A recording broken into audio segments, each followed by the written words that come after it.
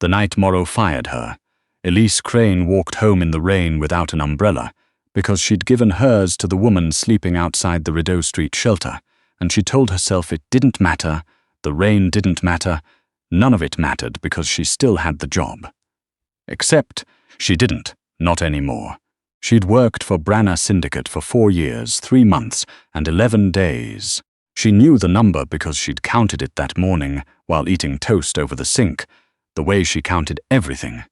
Rent due in 8 days, transit pass expiring in $412 left in her checking account after she paid her phone bill.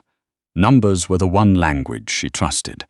They didn't lie. They didn't look you in the eye and tell you that you were an asset to the organization right before they handed you a manila envelope with 2-week severance and a non-disclosure agreement. The man who'd handed her the envelope wasn't Branagh. It was never Branagh. It was Coyle, his operations manager, with his careful Windsor knot and his careful non-apology. The restructuring, the division, certain redundancies, words that meant nothing and everything. She'd signed the NDA because she had $412 and 8 days until rent, and because she knew better than to make noise when men like Coyle handed you paper. She'd been doing the books for a shell company most people in Ottawa thought was a private equity consulting firm. She knew it wasn't. You didn't work 4 years with your eyes closed unless you were very stupid or very scared, and Elise Crane was neither. She'd seen enough in those files to understand that restructuring was a word people used when they needed a quiet exit for someone who knew too much. She understood. She even respected the efficiency of it. What she didn't understand was why, 3 weeks later, someone was following her. The first time she noticed him, she thought she was imagining it. A dark sedan, idling too long outside the laundromat on McLaren. The second time, she was almost sure. The third time, standing in line at the bridgehead on Bank Street with her hands wrapped around a coffee she couldn't really afford. She watched the same man order nothing and leave, and she stopped telling herself she was imagining things. She didn't go to the police. She had signed an NDA. She didn't call her sister in Thunder Bay, who had 2 kids and a mortgage and her own problems. She went home, locked her door with the deadbolt and the chain both, sat on her kitchen floor with her back against the cabinet under the sink, and thought through the numbers. 4 years of books. Shell accounts in 3 provinces and 2 offshore jurisdictions. She wasn't supposed to be able to identify by routing number alone. One very specific discrepancy she had flagged in her 3rd year. Flagged quietly, internally, to Coyle. About a $700,000 variance in the Grenville accounts that didn't match any transaction she could source. Coyle had told her she'd miscounted. He'd shown her a ledger that made the number disappear. She'd written it down anyway, in pencil, in the back of a grocery list notebook she kept in her coat pocket, because she was who she was.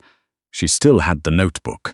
She sat on the kitchen floor for a long time. Then she got up, put on a second pot of coffee, and started writing everything down from memory, because memory was the one thing they hadn't made her sign away.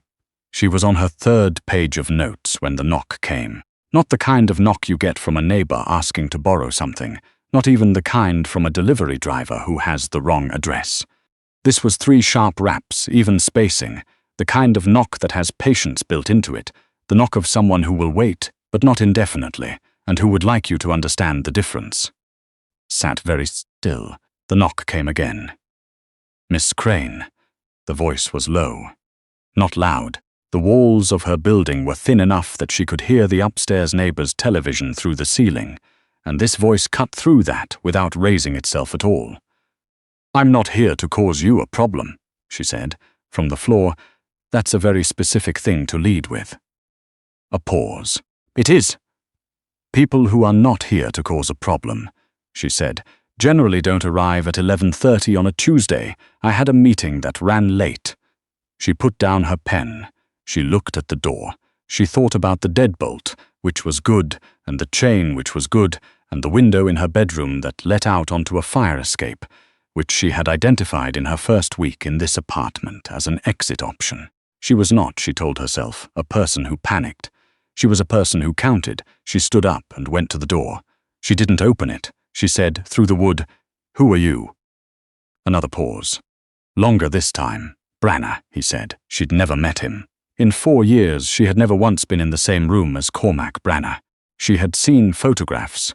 One, in a news article from 2019 about a waterfront development project where he was standing slightly apart from a group of men in suits, not smiling, looking at something off to the left of the camera like the photographer was an inconvenience.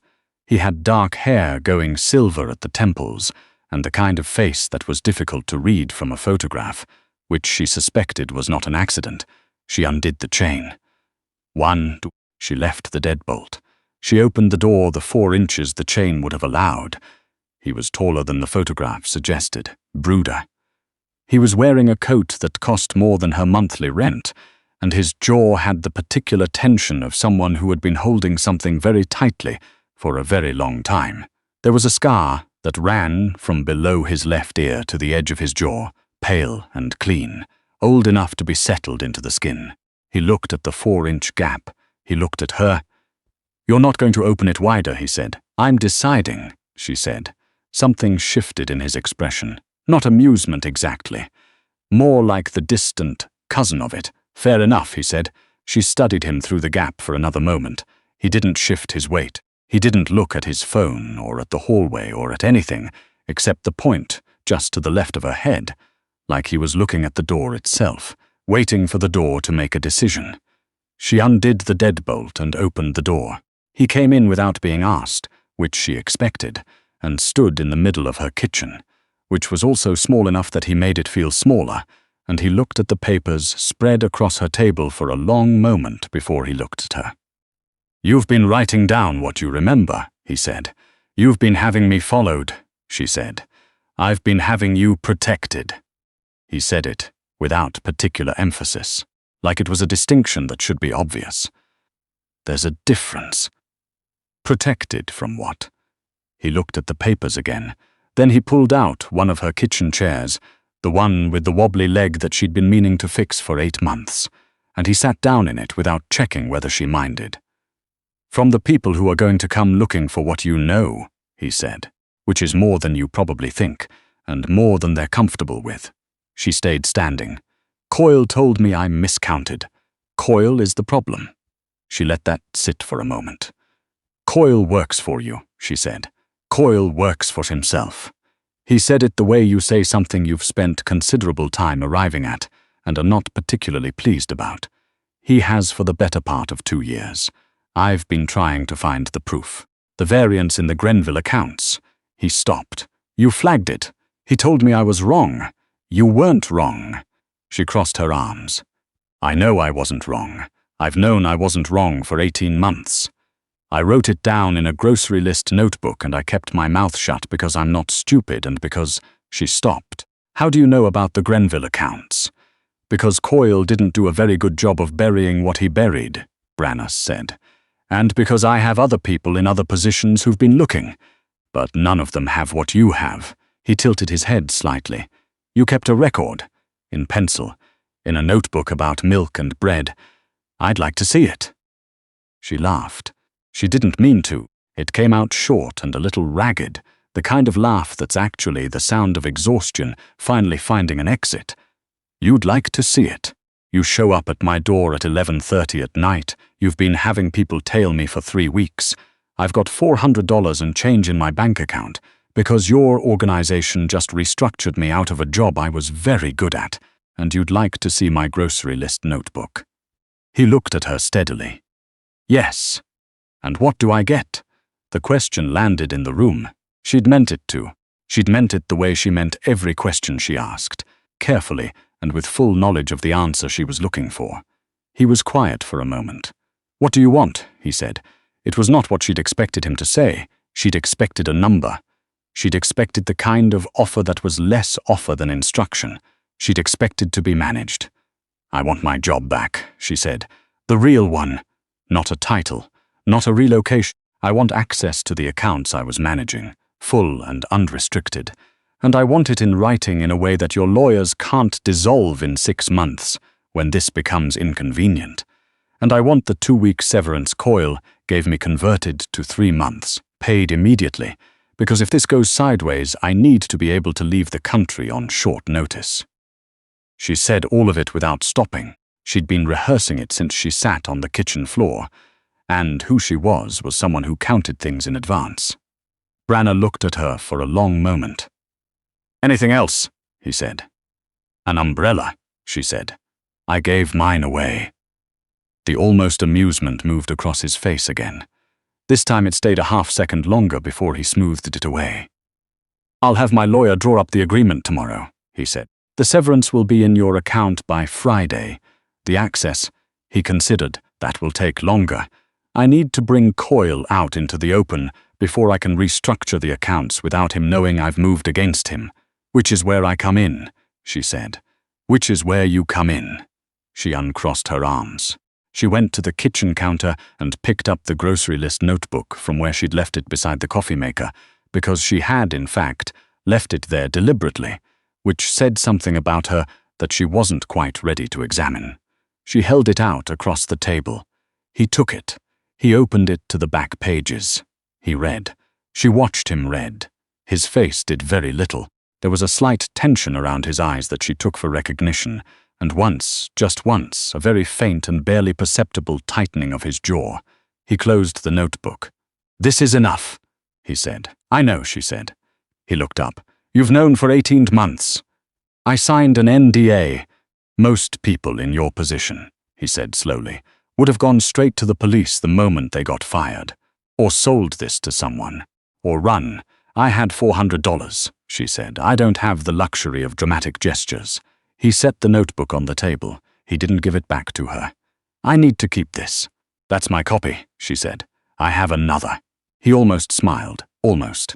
It was the kind of expression that suggested smiling was something he'd decided long ago was a strategic liability and had spent years training himself out of, but that the training had not been entirely successful. "Of course you do," he said. She didn't sleep that night. She lay on top of her covers in her coat, because her radiator had been making a sound like it was considering retirement. And she stared at the ceiling and thought about the specific mathematics of what she'd just done. She had handed evidence against a dangerous man to a man who was, technically, the dangerous man's employer, which made him, depending on how you counted, either her protection or the larger danger she had been too tired to account for. She had also asked for an umbrella as a condition of cooperation, which she suspected was either the most or least professional thing she had ever done.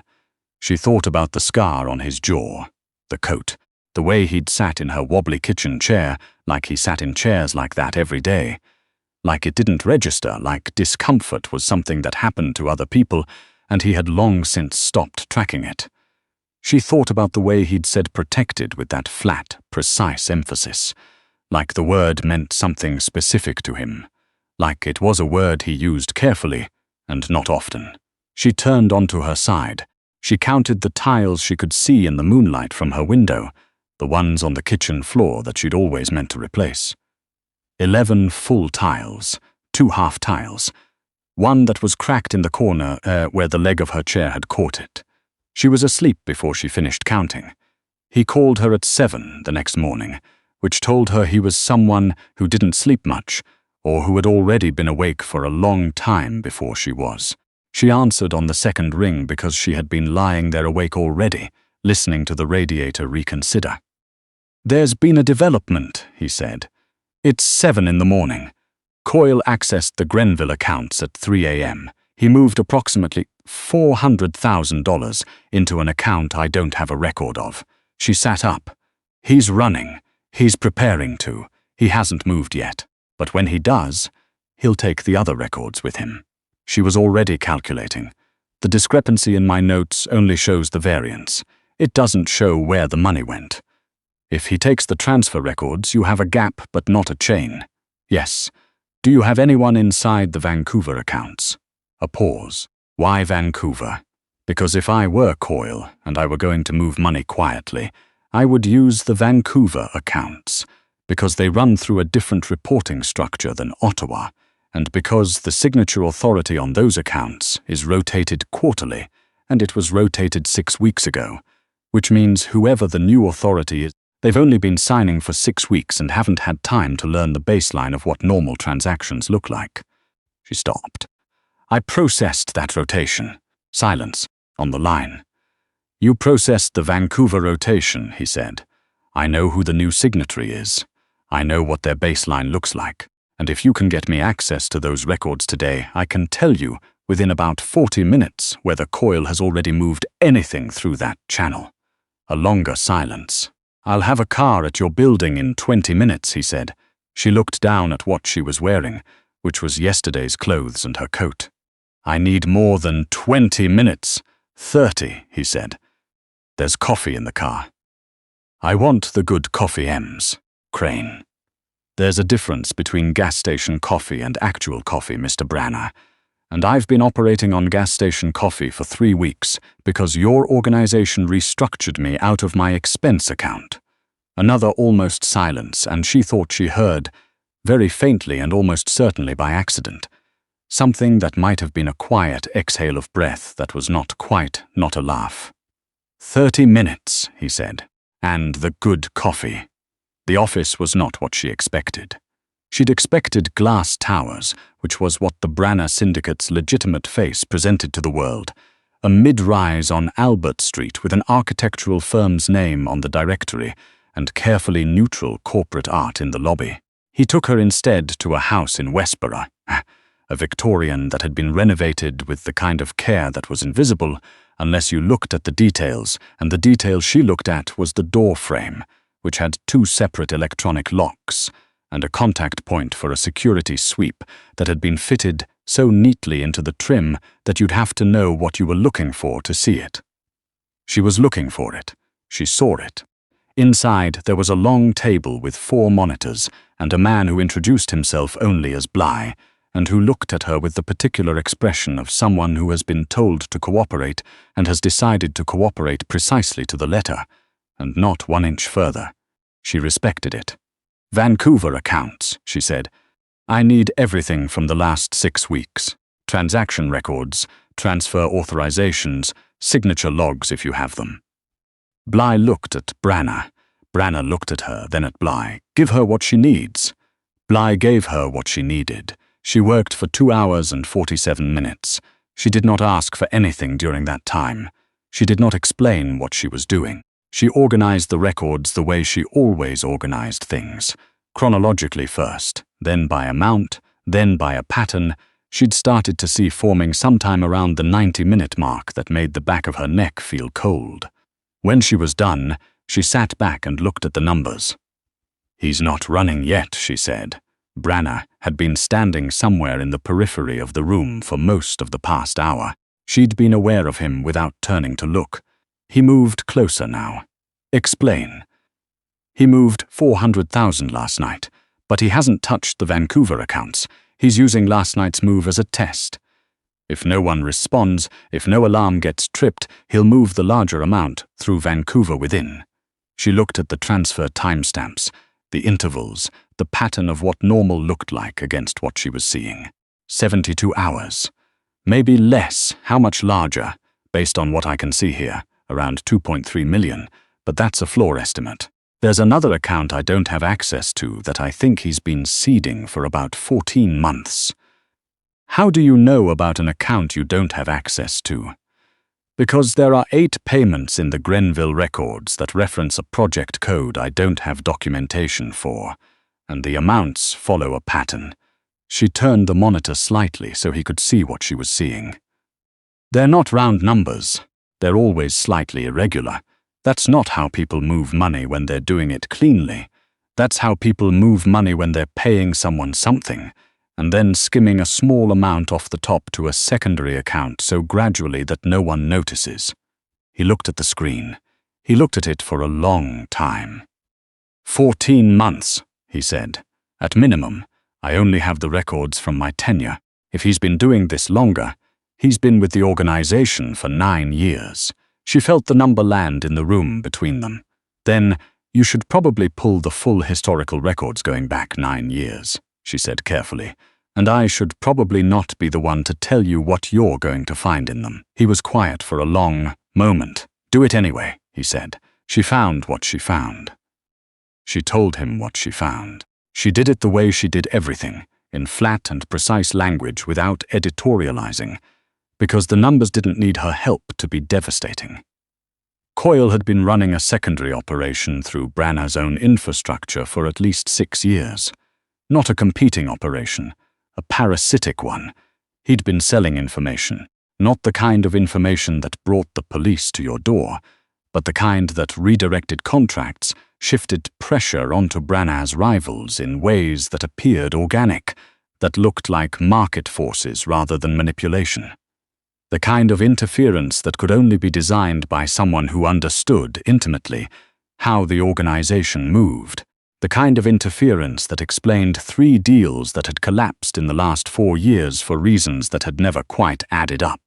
She laid it all out on paper. She printed what could be printed. She organized it into a stack that was clear and sequential and irrefutable. Then she pushed the stack across the table, and she folded her hands and she waited. He read it. All of it. He read it the way he'd read her grocery list notebook.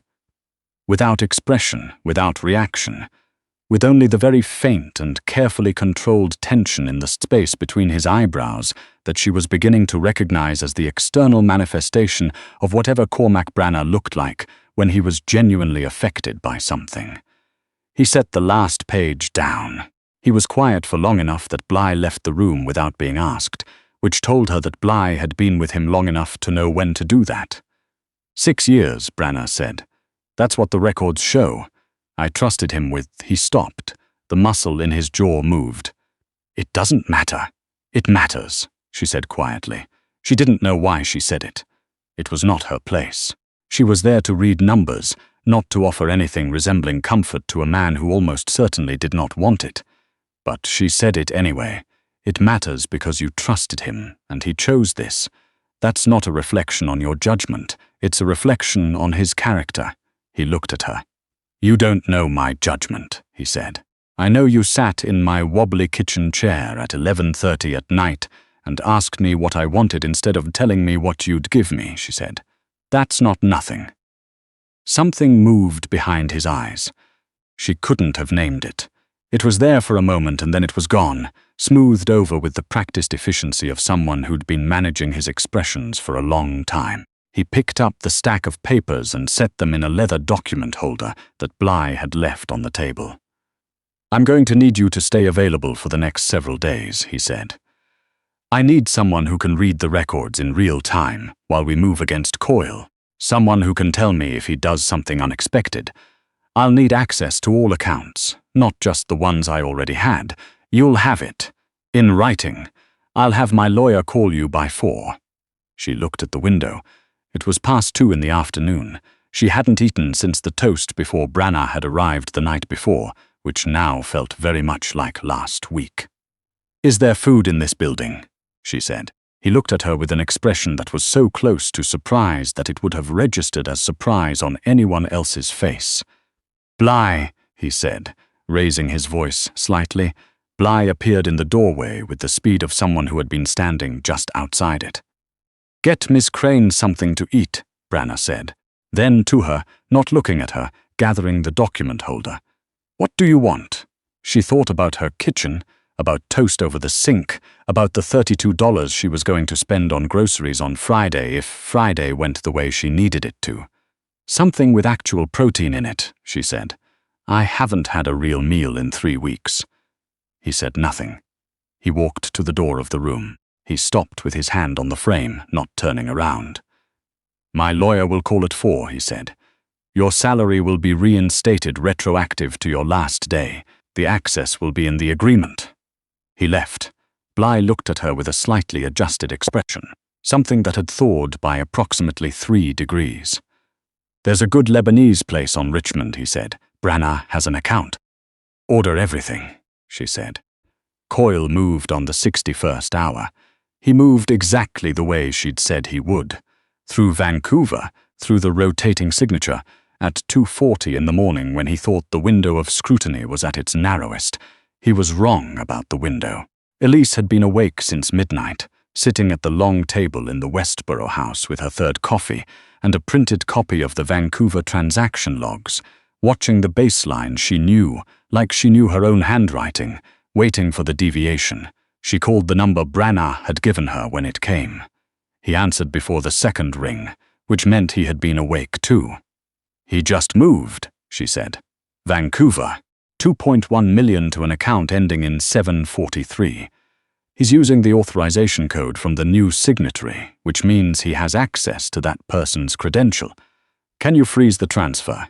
I need your authorization. Secondary level, because the amount is over 2 million. You have it. Do it now." She did it. Her hands were steady.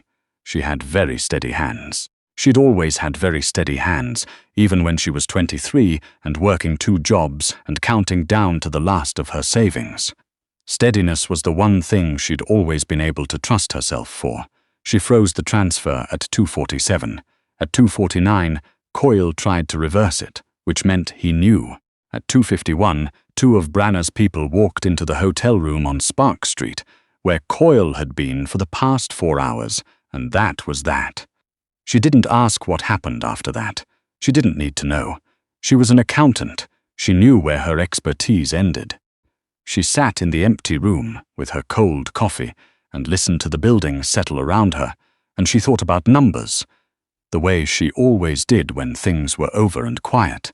She thought about $412, which was now 3 months' salary in her account, and a retroactive deposit that had cleared on Friday, like he'd said it would. She thought about 4 years and 3 months and 11 days, and the way the math of it had changed overnight. She heard him before she saw him, the quiet sound of someone who'd learned not to announce himself, stopping in the doorway. "It's done," Branagh said. "I know." She turned her coffee cup in her hands. Was anyone hurt? A pause that lasted just a beat too long to be nothing. "Coyle is in a position where hurting anyone is no longer within his options," he said carefully. She decided to accept that answer. "Then I'll need the new account structure from your lawyer by end of week," she said. "Now that the Grenville accounts are clean, the reporting will need to be restructured. There's an inefficiency in the way the transfers are being categorized that's been costing the organization somewhere between $8,000 and $11,000 quarterly in unnecessary fees." He looked at her for a moment. "You noticed that?" he said. "I notice everything," she said. "It's what you're paying me for." She finally looked up at him. He was still in the doorway, one shoulder against the frame, and he looked not tired, exactly. Something more specific than tired, the kind of worn-through that comes from carrying something heavy for a long time and then setting it down and not quite knowing what to do with your hands. She recognized it. She'd felt it herself about 40 minutes ago, sitting here in the quiet with her cold coffee. "Bly mentioned," he said carefully, "that you've been here since midnight. Since 11:30, actually. I wanted margin." He was quiet for a moment. "There's a room upstairs," he said, "if you need to sleep before you drive home." She looked at the window. It was 3:17 in the morning, and the snow had started coming down again, the soft late-season snow that covered the Ottawa streets in silence, and she had a 20-minute drive in a car with tires she'd been meaning to replace since November. "Okay," she said. She stood up. She gathered her notes, because she didn't leave notes. She was at the doorway when she remembered. Mr. Branagh. He hadn't moved. He was watching her in that particular way he had, the way that wasn't quite looking and wasn't quite not. "There was an umbrella," she said. He looked at her. Then he looked away, and the thing that was almost a smile did what it always did, arrived almost completely, and then retreated. "I'll have one sent to your car," he said. "I want the good umbrella." Elise Crane. "There is a difference," she said, "between a drugstore umbrella and an actual umbrella, and I gave mine away to someone who needed it more, and I've been rained on 3 times since then, and I think that's a reasonable request." He said nothing for a moment. Then, "I'll have Bly find one." She nodded. She went upstairs. She slept. She didn't count the minutes until she did.